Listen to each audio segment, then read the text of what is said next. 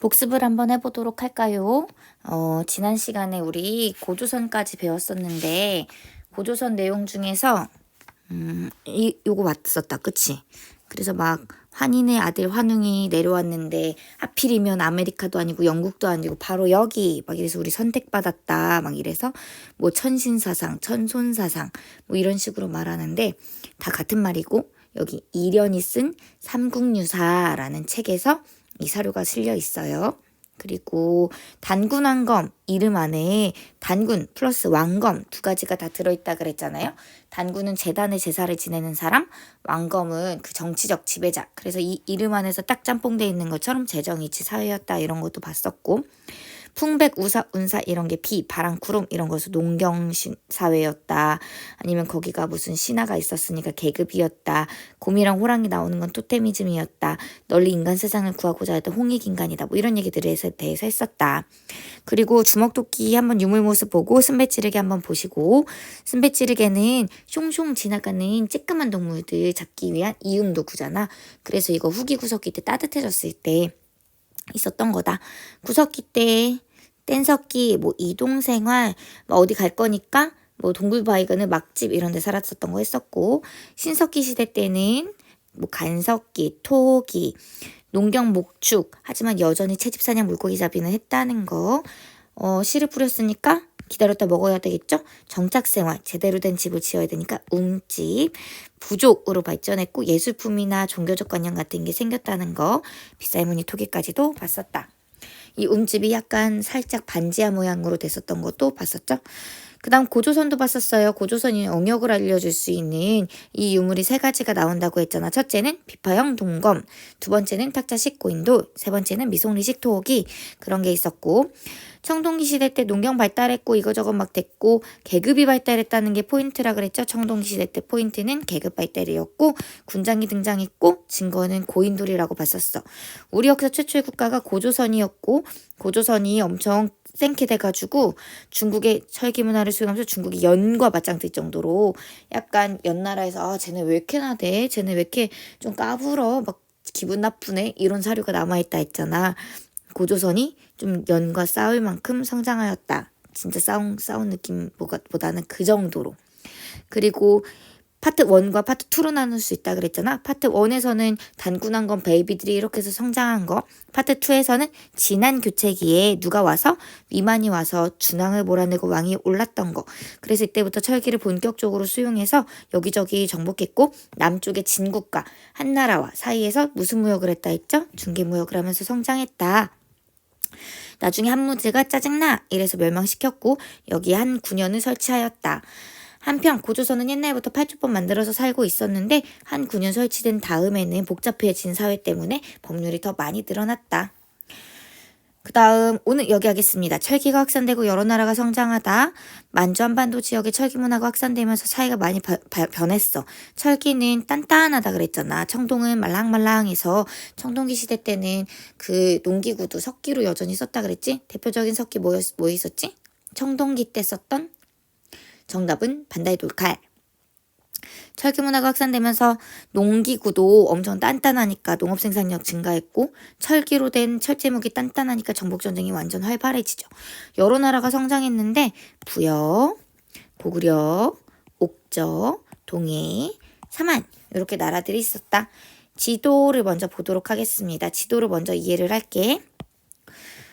여기에 보시면 맨 위에 부여가 있어. 부여. 그리고 여기 아래 고구려, 그리고 옥저, 동해 순서로 애들이 헷갈리는데 부여, 고구려, 옥동자 이렇게 기억하면 좋을 것 같아요. 부여, 고구려, 옥동자. 아래는 1, 2, 3 한이 있다고 해서 여기를 삼한이라고 합니다. 부여, 고구려, 옥동자, 그리고 삼한. 이 중에서 좀 특징적인 걸 봐볼까? 일단 바닷가에 있어서 해산물이 풍부해. 소금 같은 걸 많아. 어디 이게?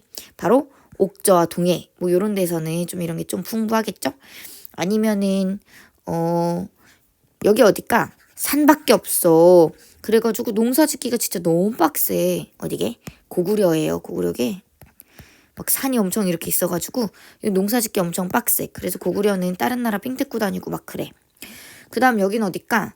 아, 농사 짓긴 빡세긴 한데 좀 평평한 땅도 있긴 해. 근데 약간 비가 많이 오고 촉촉하지는 않아서 논농사는 좀 힘들고, 이거 상식인데 혹시 역사 배울 때 계속 하니까 비가 많이 오잖아? 그럼 논농사가 가능해. 비가 좀 살살 오잖아? 이런 데서는 밭농사가 가능해. 오케이? 그래서 따뜻한 남쪽 나라에 비가 많이 오고 촉촉한 땅 요런 데에서는 논농사를 많이 하고 위로 가면 위로 갈수록 밭농사를 많이 한다. 이건 상식이니까 그냥 필기할 필요도 없어. 아무튼 방금 말한 목축도 좀 하고 밭농사도 하고 막 이런 여기는 부여입니다. 그 다음 또 뭐 해볼까? 여긴 어딜까? 아니야. 그냥 할게. 자, 그러면 하나씩 해볼게. 부여 해보도록 하겠습니다. 맨 위에 있는 부여는 연맹왕국으로 발전했어. 연맹왕국이 뭐냐면은 그 전에 부족들끼리 이렇게 살고 있었잖아. 부족 1, 2, 3, 4 이렇게 살고 있었어. 전쟁이 철기 시대 되면서 완전 너무 세지는 거야. 저기서 막 무서운 생기가 막 이렇게 쳐들어와. 그러면 얘네가 무서워 이럴 거 아니야. 그래서 우리 손을 잡자. 우리 서로 지켜주자. 이러면서 연맹을 맺게 돼. 근데 학교에서 학급회의 할 때에도 뭔가 누가 진행을 해줘야 좀 편하잖아. 가만히 있으면 뭐가 뭐 하나도 일이 진행되질 않잖아. 그래서 여기에서 대표를 뽑게 된 거지. 이 대표가 누구냐? 이 대표가 왕이야. 하지만 이 왕은 별로 권한이 없어. 왜냐면 기존의 부족장들이 자기의 구역을 그냥 여전히 독자적으로 다스리고 있거든요. 그래서 이때 왕은 권한이 별로 없고 그래서 막 그런 사료도 있어. 부여에서 아, 왜 이렇게 비가 안 와? 아, 이 농사 다 망했다. 아, 이거 왕이 좀 재수없어서 그런 것 같은데 왕 바꿔버리자. 막 이런 사료도 있어. 연맹왕국은 왕은 있긴 있어. 그래서 연맹왕국인데 하지만 왕의 힘은 좀 약한 그런 단계야. 일단 여기 부여 보시면 왕이 있어요. 그리고 부여에는 여러 관리들이 있는데 그 관리들의 이름이 그러니까 제가 이 제자는 제반사항에 대해 안내드리겠습니다. 그 제자야 여럿이라는 뜻이고 가는 관리들한테 붙는 말이야. 근데 부여는 여기에서 막 말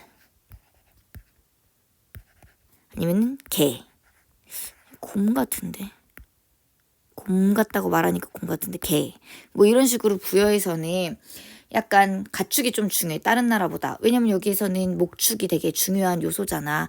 요쪽에 막 유목민족들 살고 막 몽골 좀 여기 위쪽에 몽골 있고 막 이렇거든. 유목민족들이 사는 그런 데여서 여기는 목축을 진짜 많이 했었단 말이야. 땅이 비옥하지 않으니까. 그래서 부여에서는 마가, 우가, 구가, 저가 막 이래서 관리들의 이름을 말 관리 오시오. 막 아니면은 소 관리 오시오. 막 이런 식으로 관리 이름을 가축 이름으로 정했다는 좀 특징이 있긴 해. 그리고 그 관리들은 사출도라고 자기 구역들을 독자적으로 막 다스려. 그래서 수도를 중심으로 지방이 4개 구역으로 좀 나누어져 있었거든. 그래가지고 그 사방으로 통하는 그 4개의 길로 통하는 거기를 사출도라고 하는데 이 구역을 더 의미하는 좀 뉘앙스지. 아무튼 그 4개의 관리들 마가, 우가, 구가, 저가 요 사람들이 사출도를 다스리면서 그렇게 살고 있다. 여기는 연맹왕국 단계고 밭농사와 목축 이런 걸 하면서 살았고 사회적 풍습으로는 순장이라는 풍습이 있어. 그 순장은 누가 죽으면 저승 가시는 게 무섭지 않으세요? 막 이러면서 같이 노비나 이런 애들 있잖아. 죽는 길, 저승길 같이 동행해주는 동행자들을 만드는 거지. 같이 묻어버리고 막 이런 거야. 자, 그 다음에 연고는 부여의 제천 행사인데 연고는 좀 이따 배움 노트에서 보겠지만 12월에 했던 제천 행사야. 왜냐면은 부여는 유일하게 농사보다 좀 약간 목축이나 사냥, 수렵 이런 게 좀 셌단 말이야. 경제에서. 그래서 사냥하는 데에서는 12월에 제천 행사를 많이 지내고 막 그런데 그래서 부여는 12월. 나머지는 다 10월이거든요. 하나 기억하시고 그 다음 고구려로 내려와 볼까? 고구려에서는 그거 알지? 부여의 왕이 막 강을 이렇게 지나고 있었는데 거기 하백의 딸 유아가 예뻤으니까 또 멈칫했을 거야 아마.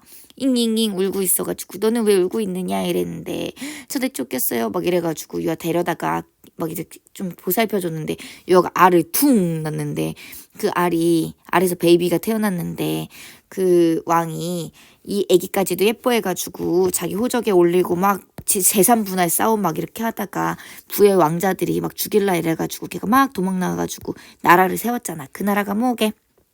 고구려. 이 사람은 누구게? 주몽. 주몽이 세웠던 그 나라. 활 잘 쏜다고 해서 주몽이라는 이름이 붙었다 하죠. 이 나라는 고구려. 그래서 고구려에서도 그 부여랑 시스템이 좀 비슷해. 그래가지고 그 관리들의 이름을 가자를 붙이고 관리들의 회의를 제가회의라고도 하거든요. 그래서 헐 분명히 고구려 제가회의 외웠는데 부여 이거 제가 나오는 건 부여 아닌 거 아니야? 막 이런데 이 제는 여럿이라는 뜻이고 가는 관리들한테 붙는 그런 거거든. 그래서 제가회의도 이제 이게 비슷해. 고구려의 이름이야. 왕이 있었고 오부족 연명체, 그래서 5개의 부족이 연맹된 그런 구조였고, 여기서도 목축 같은 거 있고 농사는 짓지 않아서 산이 너무 많아서, 그리고 삥 뜯으면서 다녔던 정복활동, 약탈경제라고 되어 있는 교과서들도 있어요. 그리고 고구려에서는 서옥제라는 풍습이 있었는데, 서옥제는 그 이제 남자랑 여자가 결혼을 한다고 해봐? 결혼 몇 살 할 거야? 네, 이렇게 해서 둘이 이렇게 결혼을 했어. 근데 갑자기 자기야 시댁 가서 살자 하고 여자를 슐랑 데리고 가면 이 여자 집에서는 내가 쟤를 어떻게 먹이고 입히고 키웠는데 지금 얘를 그렇게 데려가 버리면 막 이렇게 생각할 수도 있잖아. 그래가지고 약간 매너 있게 어떻게 했냐. 일단 이 남자가 여자 집에 먼저 와서 처가살이를 좀 하는 거야. 여자 집 뒤에 조그만 집을 져놓고, 그래서 이 서옥제가 약간 작을 소가 기원이라고 하는 사람들도 있어. 소옥제였는데 어쩌다 보니까 발음이랑 이렇게 해서 서옥제 된 거다 이런 사람들인데, 어쨌든 집 뒤편에 작은 집을 짓고 살아. 엄청 몇 년 동안 막 일을 엄청 해줘. 애 낳고 애를 좀 키울 때까지, 초딩 될 때까지 막 같이 키우고 여기서 일을 엄청 많이 해준 다음에 그 다음에 이제 데리고 가는 거지. 그럼 여자 집에서도 좀 손해보는 게 좀 덜할 거 아니야. 노동력이 부족했기 때문에 이런 풍습이 생겼다 이렇게 분석하는데, 어쨌든 고구려에는 서옥제라는 풍습이 있고, 고구려에는 10월에 동맹이라는 제천 행사를 한다. 부여는 아까 전에 뭐라고 했죠? 부엉이가 우는 소리 생각하면 돼. 부용 부용 부용 부용. 부여는 영고. 그리고 고구려 약간 용맹스럽다 이런 느낌이잖아. 그래서 용맹하다, 동맹 이렇게 기억하면 돼. 다음으로 가겠습니다. 옥저와 동해로 내려가도록 할게. 옥저랑 동해는 둘 다 바닷가 근처에 있어. 근데 고구려가 진짜 얘네 고구려 먹고 살 거 없잖아. 그래서 얘네 삥을 엄청 뜯으러 내려와. 그래가지고 맨날 엄청 당하니까 얘네 길을 못 핀다 진짜. 그래서 맨날 구박받아가지고 얘네는 연맹왕국 단계에 못 갔어. 얘네 둘은 부족국가 단계야. 부족국가. 그래서 얘네들은 그 왕이 없어. 옥저와 동해는. 하도 너무 고구려 등살에 시달려서. 옥저는 맨날 삥 뜯으니까 그런가 보다 할 수도 있는데, 동해는 또 고구려 좀 멀으니까 어쩌다 오면 너무 깜짝깜짝 놀라. 그래서 동해에서는 막 야 깜짝 놀라잖아. 우리 반에 들어오지 말라고. 우리 교실 들어오지 마. 이런 것처럼 우리 부족에 말 없이 들어오면 진짜 너무 놀랐으니까 손해배상 해라. 막 이런 풍습도 만들고 막 그래. 이건 나만 해석이야. 일단 옥저 보겠습니다. 옥저에는 왕이 없고 정치에서는 읍군, 삼로 이런 그 군장의 이름이 있고, 그 다음에 경제에서는 소금이나 해산물이 풍부하고, 그 다음에 여기서 민며느리제라는 풍습이 있어요. 민며느리제는 너네 혹시 민낯이라고 알아? 쌩얼? 막 이런 느낌? 쌩얼의 순수함 이런 거 있잖아. 며느리는 며느리인데 민며느리래. 그래서 아까 전에 고구려랑 정반대야. 우리가 이 여자애를 다 키운 다음에 어른이 돼서 그 집에 보내버리면 너무 손해잖아. 그래서 저기서 아까 남자가 와서 미리 일을 해줬다면, 이제 여기에서는 반대야. 여자애가 응애까지는 아니야. 근데 아줌마 같은데? 어떻게 하면 10살인 걸 표현할 수 있지? 이렇게 해야 되겠다. 앞머리 10살. 한 10살쯤? 요렇게 됐을 때 그냥 애초에 여자 집에서 키우질 않아. 어차피 결혼하면 남자 집 가서 살 건데 이런 느낌으로 남자 집에 가서 사는 거야. 그래서 남자 집에 가서 막 좀 어른이 될 때까지 키웠다가 나중에 정식으로 결혼식을 한 다음에 합방을 하고 이렇게 하는 거죠. 민며느리가 어릴 때 데려가는 거야. 그리고 여기에 풍습 중에 하나는 가족 공동묘라고 대충 가매장 시켰다가 그 뼈를 싹 모아다가 그 목각에다가 딱 같이 뼈를 모으는 가족 공동묘라는 풍습이 있고, 동해를 볼까요? 동해도 정치는 읍군 삼로 이러는 지배자가 있고 왕은 아니야. 둘 다 여기는 왕이 없어. 둘 다 왕 아니야. 그리고 동해에는 이거저거 되게 유명한 제품들이 되게 많았거든요. 일단 단궁은 엄청 좀 단이 짧다, 단신 뭐 이런 거거든. 그래서 짧은 활, 이게 단궁이고, 과하마는 이게 과일나무, 이렇게 사과나무가 있다. 사과나무 아래를 지나갈 정도의, 말이 너무 귀가 기네. 말, 이런 게 과하마, 조랑말 같은 조그만 말 있잖아. 그런 거. 반어피 반만 물고기 뭐 이런 느낌 아닌가? 몰라. 이게 바다표범이라 하는데, 사람들은 바다표범의 피는 가죽이잖아. 바다표범 가죽 뭐 이런 게 유명하다. 아까 전에 얘기했던 책화라는, 여기는 부족과 부족과의 경계가 되게 진짜 선명하거든. 우리 부족 쳐들어오면 소나 발로 배상해 막 진짜 놀랐다고 막 이런 책화라는 풍습도 있고, 부족 밖의 사람들이랑 결혼해야 되는 조개호혼 이런 것도 있고, 그 다음 제천 행사로 무천이라는 제천 행사가 있다. 선이가 어렸을 때 동인천에서 맨날 놀았거든. 동해무천. 동해는 무천, 제천 행사. 일단 사만까지 한 다음에 복습해볼게. 사만하겠습니다. 사만에서는 신지읍차라는 정치적 지배자가 있고, 여기에서는 농사 중에서 그 촉촉한 땅에서 비가 많이 와야지 잘 되는 벼농사가 진짜 유명한 곳입니다. 벼농사. 그리고 여기에선 철이 진짜 많이 났었다. 그리고 사회적으로는 여기에 배움노트 여기 오타 있었던데, 아무튼 그 단군 왕검은 이름 안에 단군이랑 왕검이 점뽕돼 있었잖아.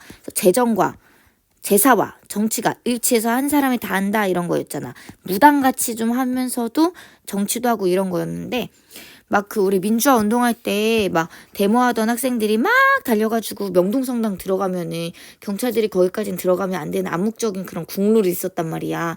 종교적인 영역을 좀 총과 칼로 들고 들어가면 안 된다 이런 느낌적인 느낌이 있어. 그래서 재정 분리인데, 이때 재정 분리됐다는 증거다. 천군은 군은 군이야. 근데 하늘에 어떤 일을 보시는 분, 이런 사람이 있는 거야. 하늘천. 그리고 그 사람이 머무는 곳이 신성한 곳. 여기는 뭔가 정치적 영역이면, 여기는 소도라고 신성한 지역이야. 그래서 여기에 막 방울 같은 것도 딸랑딸랑 달아놓고, 아니면 그 앞에 하늘과 영혼이 통한다고 하는 새 같은 거 있잖아. 이런 솥대 같은 거 막 세워가지고 여기서부터는 신성한 공간이다. 막 이렇게 약간 신호를 딱 하면서 소도라는 지역도 있고, 천군이 요 지역을 다스리거든. 사만에서 재정분리가 시험 문제 그래서 좀 잘 나오긴 하죠. 그 다음 사만에서는 농사가 진짜 활발하게 돼가지고 계절제로 5월과 10월 두 번의 제사를 지내기도 합니다. 오른쪽에 사료 한번 볼게. 사료들이 여기는 두 가지 버전이야. 지도랑 같이 나오는지 사료랑 같이 나오는지 둘 중에 하나라고 할 수 있죠. 사료, 나라에는 왕이 있대. 어머, 왕이 있구나. 가축이 중요하대. 가축의 이름으로 관리의 이름을 정한대. 마가우가 저가구가 뭐 이렇게 해가지고 말, 소 막 이런 식으로. 제가들은 사출도를 주관한대. 이곳은 수천이면 작은 곳 수백이다. 이거 딱 봐도 부여지. 구구배는 천신에게 제사를 지내는 걸 주관하게 하는데, 이 사람은 천군이라고 한대. 그리고 또 각기 별도의 그런 지역을 두고서 이거 소도라고 한대. 방울과 북을 배달고 귀신을 섬기고 막 그런데, 이것은 재정 분리구나. 물을 마셨어. 이 정도로 교과서를 보고, 우리 지난번에 이 팔조법 배운 거 기억나죠? 그럼 배움 노트를 보도록 하겠습니다. 배움 노트에서 철기를 안 했던 것 같은데? 기억이 잘 안 나. 앞에 있는 철기는 했었고, 뒤에 있는 신석기, 청동기까지 했고, 요 철기는 했는지 안 했는지 기억이 안 나가지고 한 번만 다시 해볼게. 복습하면 뭐 좋으니까. 철기를 사용해. 청동기는 물렁물렁하는 무른 재질이었는데, 청동기는 단단한 성질을 가지고 있어요. 그래서 농기구로도 활용할 수 있죠. 그래서 농기구로 활용할 수 있으니까 농업 생산력이 발달되겠죠. 그리고 또 무기를 사용하니까, 철제 무기를 사용하니까 전쟁은 또 격렬해지겠죠?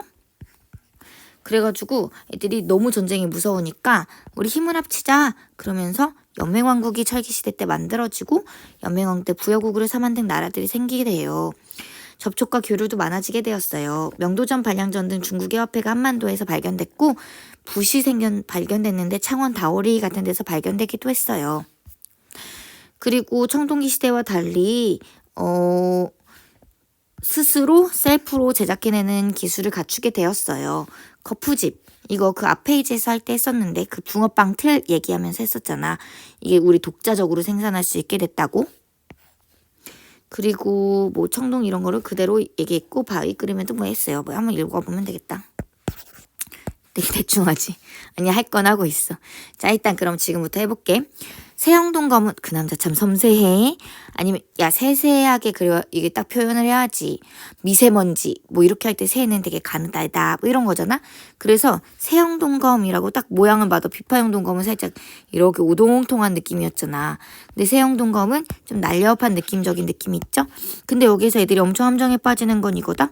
함정에 빠지는 거 몇 개 정리해볼까? 벼농사 언제에게 어머 선생님 농사는 신석기 아닌가요? 아니죠. 농사지만 벼농사는 좀 기술이 필요하다 했잖아. 청동기. 그럼 반달돌칼 언제에게 선생님 돌을 사용한 거 그리고 심지어 모양도 맨질맨질하니까 이거 신석기 아닌가요? 막 이런데 아니죠. 반달돌칼은 청동기죠. 아니면 또 뭐 있을까? 아무튼 근데 세형동검은 동검이라고 해서 애들이 다 청동기인 줄 아는데 이거 철기시대 때 사용하던 그 동검의 스타일이야. 세형동검.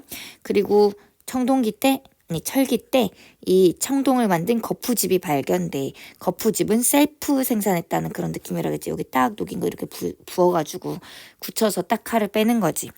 그래 청동기 문화가 독자적으로 발전했다는 그런 거고 청천강 이남에서 발견돼서 한국식 동검이라고 불려.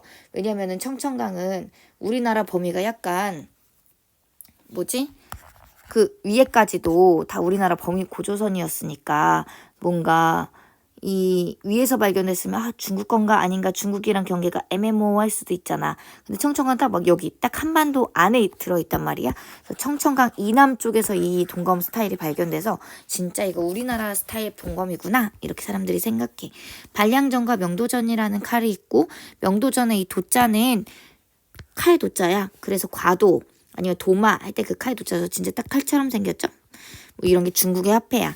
중국 화폐가 발견된 것으로 보아서 중국과 활발하게 교류한 증거다. 이거는 필기는 안 해도 되는데 농기구가 단단하니까 농업 생산력이 발전했고 철제 무기가 보급되니까 막 퍽퍽 잘 찌르니까 전쟁이 되게 격렬하고 활발하고 좀 사이즈가 커졌다. 뭐 이런 얘기죠. 뒤로 가서 지난 시간에 단군 신화는 다 했으니까 여기 하겠습니다. 연맹왕국. 이게 수업 나간반이 있어가지고. 자, 한번 볼게요. 부족 국가는 1번 단계야. 그 각 부족의 독립적인 요런 상태. 이걸 부족 국가라고 하고 옥조와 동해가 여기에 해당됩니다. 연맹왕국은 그 관리이기도 하지만 자기 구역을 다스리는 족장이기도 해. 마가, 우가, 구가, 저가 뭐 이런 식으로. 왕은 여기에 대표야.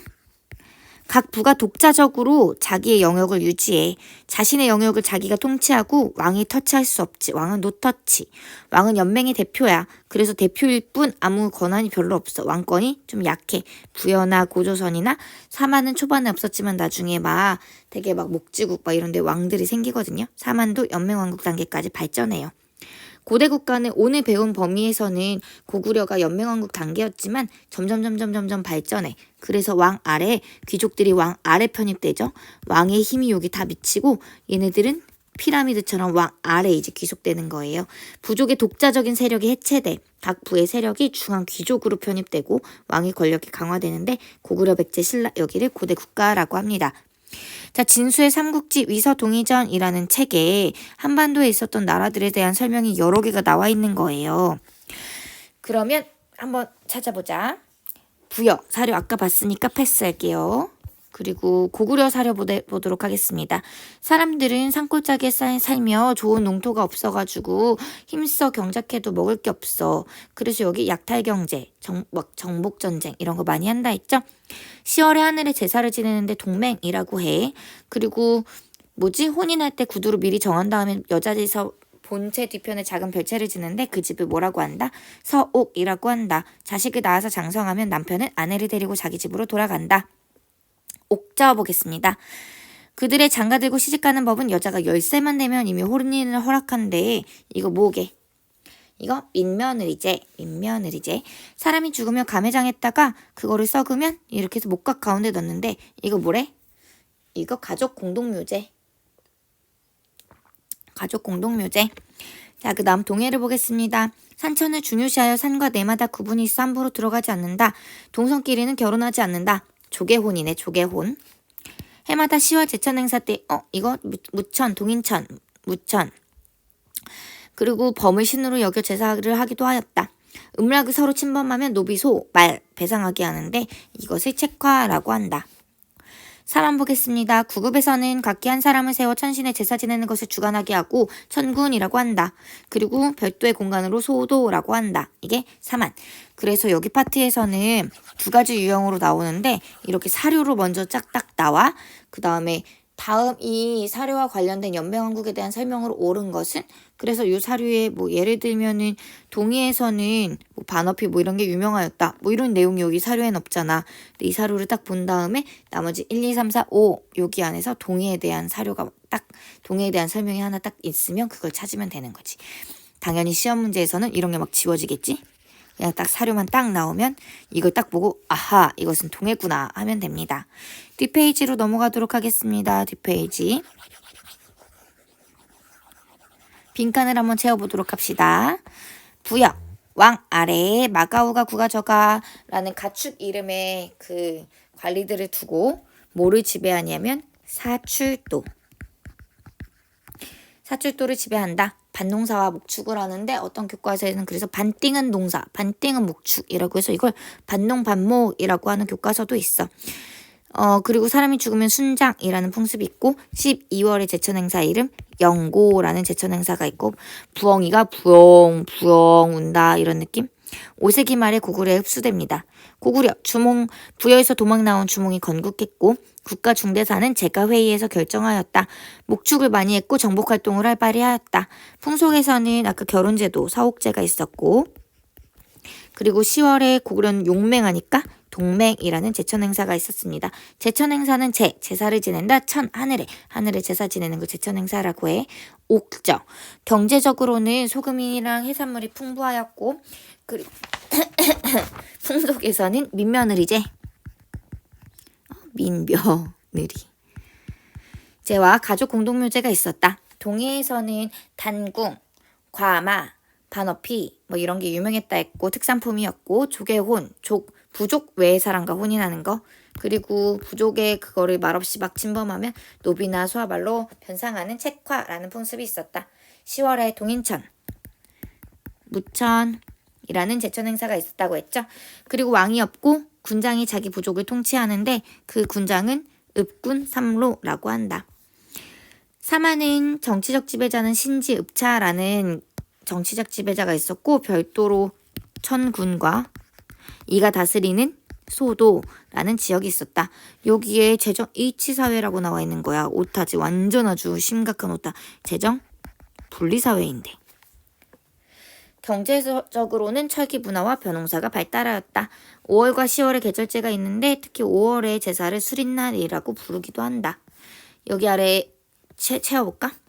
추수가 끝나서 음식이 풍부해지고 한가해지는 10월경 고구려에서는 동맹, 동해에서는 무천이라는 제천 행사가 있었고 부여에서는 그 수렵 전통에 따라서 12월에 부엉부엉 영고라는 제천 행사를 지켰다. 고구려 무슨 제? 서옥제. 혼인할 때 신부 집 뒤에 사위집을 지어서 신랑을 살게 하다가 아들을 낳아서 어느 정도 자라면 남편이 아내를 데리고 자기 집으로 돌아가는 풍속. 옥적. 이거 뭐라 했지?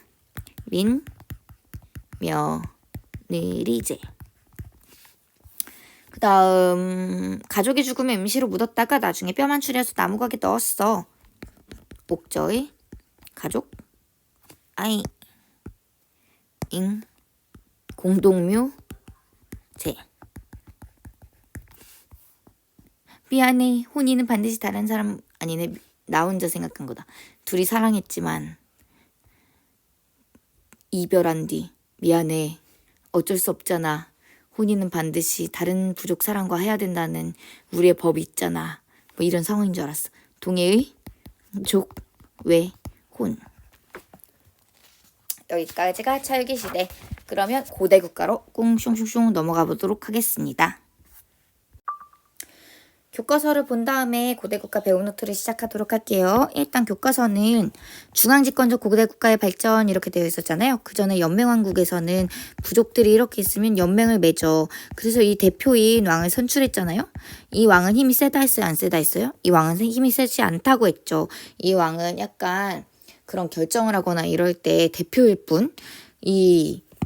여기에 터치할 수가 없다고 했잖아. 연맹왕국에서는 왕의 힘이 약했는데 점점 왕이 이 피라미드의 정점에 올라서게 되고 관리들은 이 왕 아래 편입되게 되고 모든 권한은 왕에게 집중되는 이런 형태가 돼. 이런 형태를 고대 국가라고 우리는 말해.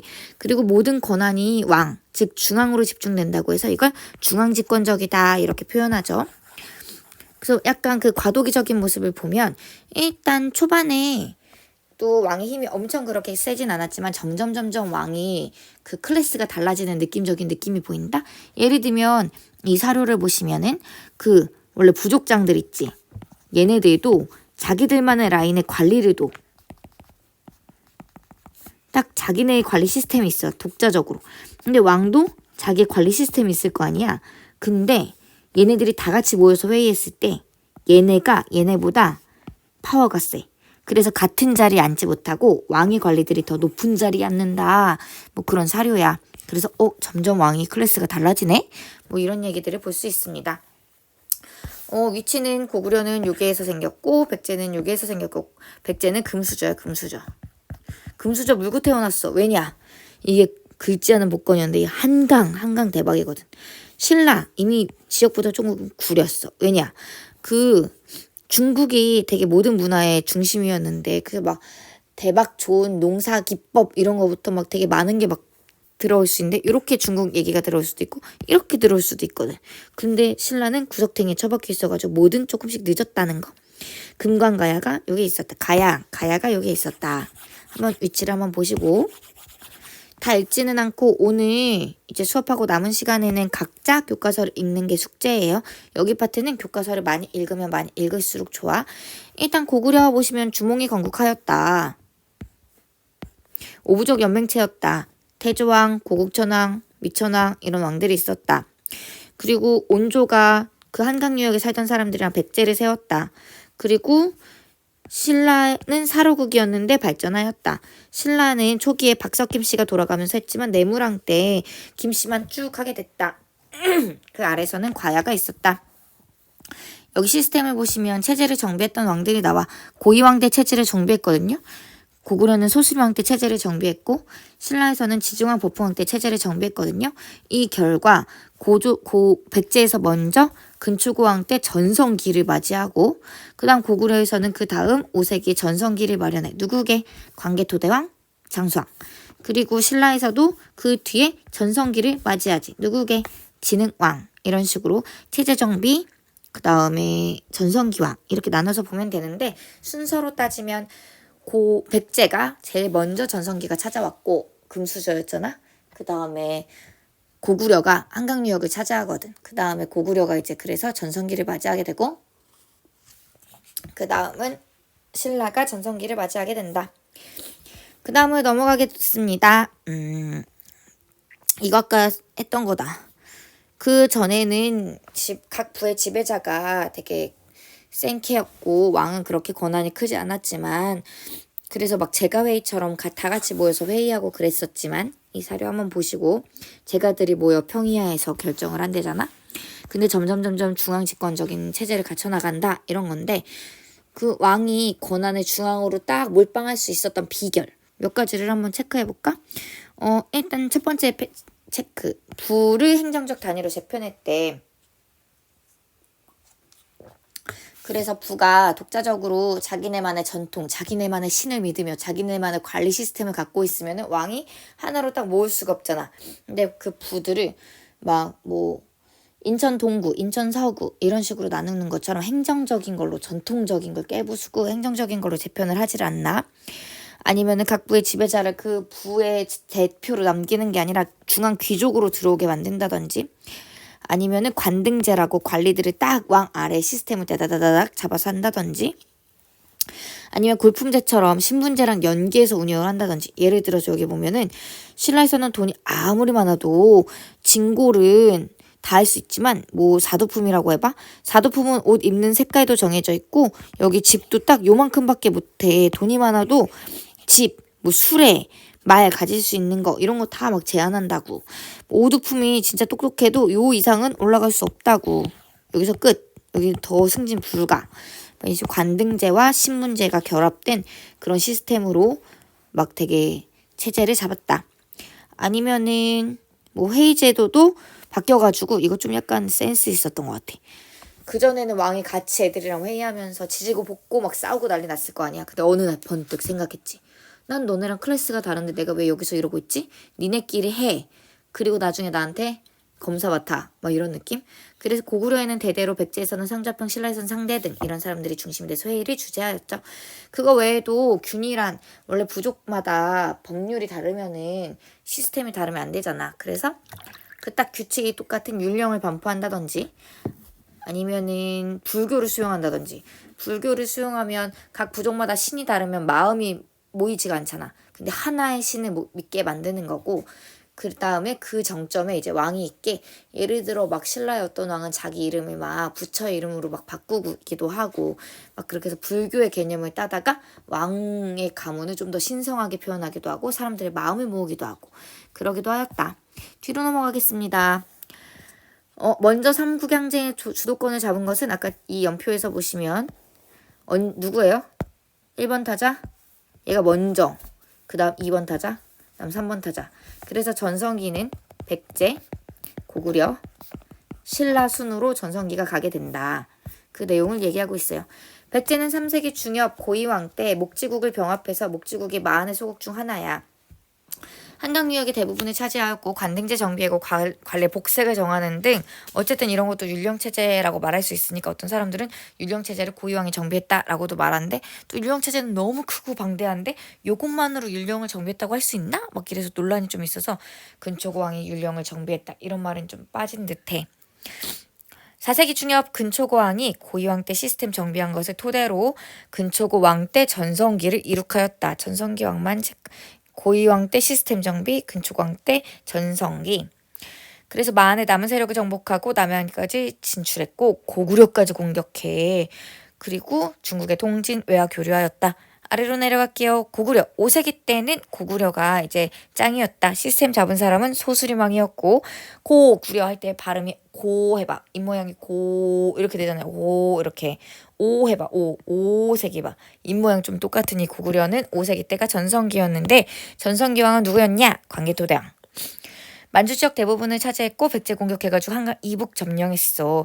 그리고 신라가 도와주세요 도와주세요 외놈들이 쳐들어왔어요 이래가지고 알겠다 하고 가가지고 외놈들 내쫓아주고 그 일본이랑 가야가 절친이었거든. 그래서 일본 애들이 가야에 숨었었는데 가야까지 이때 엄청 얻어 터졌다.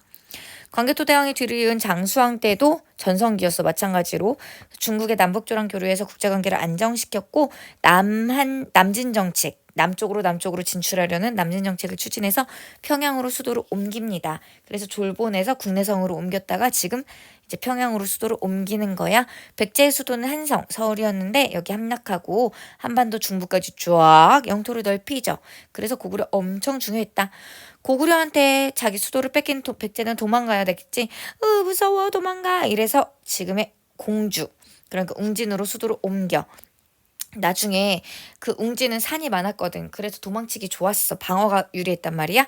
근데 나중에 국력을 회복해가지고는 6세기 성황 때 우리 이제 넓은 아파트로 이사 가자. 뭐 이런 느낌으로 평야지대인 사비, 지금의 부여로 천도하고 신라와 연합해서 한강 하류 지역을 회복하게 돼. 성황 때는 백제의 제2의 전성기라 할 수 있지. 신라와 손을 잡고서 한강 하류 지역을 다시 회복한다. 하지만 신라가 배신 때려. 원래 반띵씩 갖기로 했는데 신라에서 안 되겠어. 저거 다 가져야 되겠어. 이래가지고 배신 때려가지고 나중에 백제 진짜 열받아서 나중에 신라랑 난리가 나잖아. 아무튼 그렇다. 백제 지도를 한번 볼까? 이게 4세기의 백제야. 그래서 백제가 원래 옛날 지도에는 여기라고 되어 있는데 요즘 요서 지방에는 의견이 분분해서 그 위까진 가진 않고 여기랑 교류를 하였고 마한까지 병합했다고 했죠. 그리고 고구려 쳐들어가서 이 평양을 공격했잖아. 이 당시에 고구려의 왕이 고구려의 원통한 왕 고국 원왕이 이때 사망하기도 하고 막 그래. 그래서 그 뒤에 소스리망이 이를 갈고 다시 시스템을 정비하지. 그리고 백제가 일본이랑 친하다는 증거는 그 일본의 백제가 선물을 주거든. 시칠지도라고. 자, 그 다음에 여기 고구려 보시면 고구려가 그 광개토대왕 때 위로 갔고 한강 북부까지 갔는데 더 남쪽으로 오려고 남진 정책을 추진한 것은 평양으로 천도했던 누구 때인가? 장수왕 때인데 여기에서 한성을 정복하지. 이 한강 유역. 아주 진짜 개꿀. 그래서 여기에 충주 고구려비가 있는데 나 답사 갔는데 진짜 고구려비인데 한반도에 딱 여기 아래까지나 고구려 땅이었다. 진짜 신기하지 않아? 엄청 여기까지가 고구려 땅이라니. 그래서 이때 고구려가 막 내려올 때 이 둘이 손잡거든. 무서워가지고 이걸 낮의 동맹이라고 하거든. 하지만 어쩔 수 없지. 한성 함락되지. 백제는 도망가지. 어디로? 웅진으로 도망가지. 광개토대왕 능비를 장수왕이 아빠 좋아가지고 훌륭하다고 세워줬지. 이렇게 어마어마하게 크다고. 그 다음 신라의 전성기를 보겠습니다. 신라의 전성기는 신라는 초반에 사로국 이런 거였는데 지증왕 때 야 우리 나 이름 왜 이렇게 촌티나냐? 이름 좀 바꾸자 신라. 아 우리 막 마리칸 이런 거 뭐야? 왕 약간 좀 트렌드 따라가자. 막 이래가지고 여기 막 뭐 거서관 차차홍 이사금 마리칸 왕 이런 식으로 그 왕호가 변전되는데 지증왕 때 왕이라는 칭호 썼고 내무왕 때는 마립간이라는 칭호를 썼죠. 버풍왕 때 율령 반포하고 불교 공인하고 등등등등 하면서 체제를 정비했고 연호 사용 금지하고 금강가야 또 꿀꺽 먹었어요. 진흥왕 때 화랑도를 국가조직으로 개편하고 백제랑 연합해서 상강 상류 지역을 차지하고 이때 백제는 상강 사류를 먹었다 했죠. 나중에 배신 때리면서 백제의 한강 하류까지 손에 넣었어. 대가야 또 정복하고 함경도 지역까지 진출하였다. 대가야 금강가야 이것도 섞어낼 수 있어. 버풍왕이 대가야 진흥왕이 금강가야 이렇게 외우면 안 돼. 버풍왕은 금강가야 진흥왕은 대가야를 정복했어. 신라 삼국을 통일하다 6세기 후반에 분열된 중국이 통일되면서 뭔가 중국을 통일한 수당이 중국이 원래 여러 개로 쪼개져 있었거든. 그 여러 개로 쪼개져 있을 때에는 고구려가 그냥 약간 이 지역의 짱은 나 이런 느낌이었거든. 아니다. 신라의 통일은 다음 시간에 하자. 우리 머리 터지죠? 지금부터는 배움 노트를 채워보도록 하겠습니다.